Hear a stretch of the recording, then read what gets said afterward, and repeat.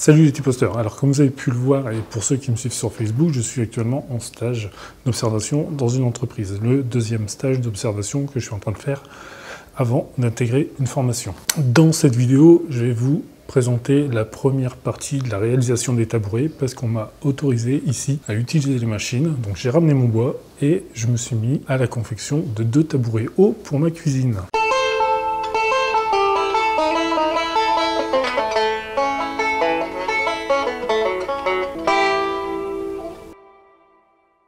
Alors, je sais pas si vous vous rappelez, mais il y a quelques temps, j'avais fait un petit vlog sur une sortie en Syrie. De cette sortie en Syrie, j'étais revenu avec quelques morceaux de frêne que j'avais achetés à un très bon prix. Du coup, là, c'est l'occasion d'utiliser ces morceaux de frêne pour réaliser mes tabourets.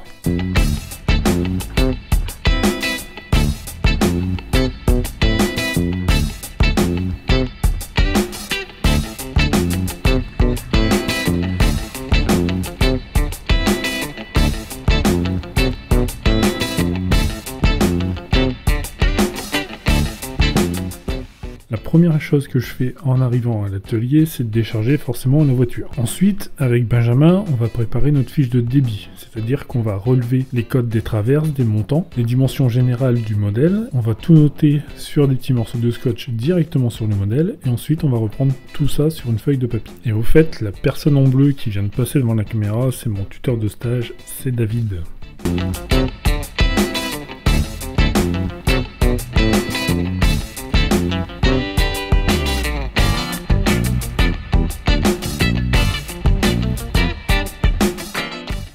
Une fois que notre fiche de débit est dégrossie, c'est-à-dire qu'on a la base du tabouret, on va commencer par déligner un des plateaux de frêne que j'ai ramené, celui sur lequel il y a encore de l'écorce. Pour l'opération de délignage, je vais laisser faire Benjamin et Lucas parce que moi j'ai pas l'habitude de la machine. La veille, je l'ai utilisé et finalement ça n'a pas bien fonctionné pour moi, j'ai failli me foirer sévère sur une coupe et ça a failli me coûter cher en bois. Donc là, je préfère que ce soit eux qui s'en occupent. Donc une fois que notre débit est dégrossi, on va commencer par dégauchir quelques morceaux de frêne et on va les mettre à épaisseur. Pour le projet, j'ai besoin de 3 épaisseurs. J'ai besoin du 20 mm pour tout ce qui est traverse, j'ai besoin de 37 mm pour les montants arrière et j'ai besoin de 32 mm pour les montants avant. Donc on va d'abord, dans un premier temps, dégauchir le frêne et ensuite on va le raboter à l'épaisseur. On prend quand même soin de noter sur le bois les sections futures, sur les conseils de mon tuteur de stage, et on passe tout ça au rabot.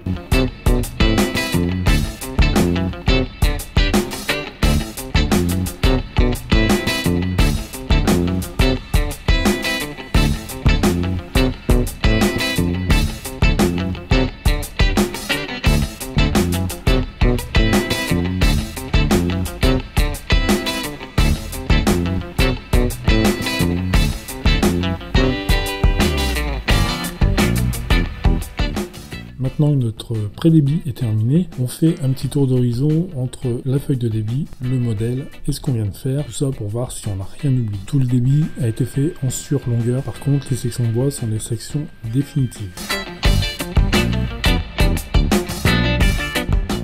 Le lendemain, mon fidèle compagnon Benjamin n'est pas avec moi. Du coup, ce que je commence à faire, c'est tracer la position des traverses sur mes montants, et ensuite je reporte les longueurs de traverses directement avec le modèle, avant de les mettre à longueur à la scie radiale.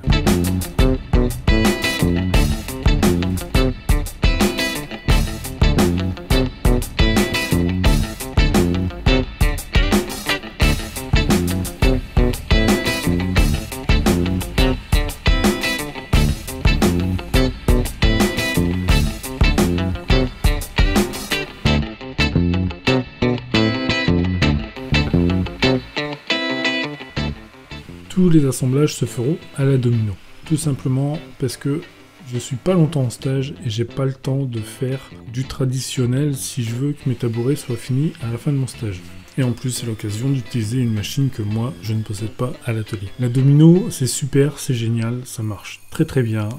J'ai eu l'occasion de la voir fonctionner et de l'utiliser rapidement sur un précédent stage, et là, je l'utilise complètement.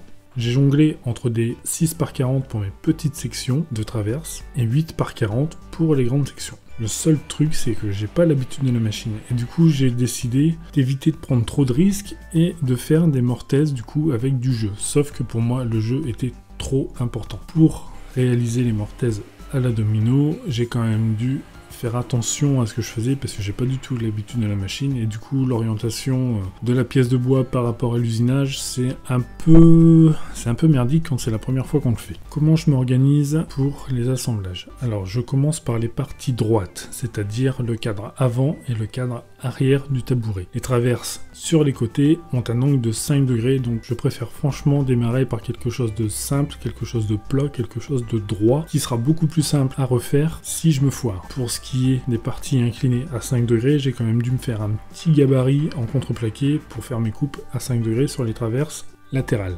Le truc, c'est qu'après, avec l'inclinaison de 5 degrés, j'ai dû inverser la position de la domino pour réaliser correctement les mortaises et que l'angle d'inclinaison s'oriente bien par rapport au reste du tabouret. Je ne me retrouve pas avec des angles fermés ou des angles ouverts là où il ne doit pas y en avoir. C'est pas évident, c'est une petite gymnastique de réflexion à avoir au moment des usinages. Faut pas se précipiter, faut vraiment prendre le temps de se poser et de réfléchir. Donc moi ce que j'ai fait, c'est que j'ai tracé à la main, au crayon, la position des dominos et ensuite c'était beaucoup plus simple pour orienter ma pièce.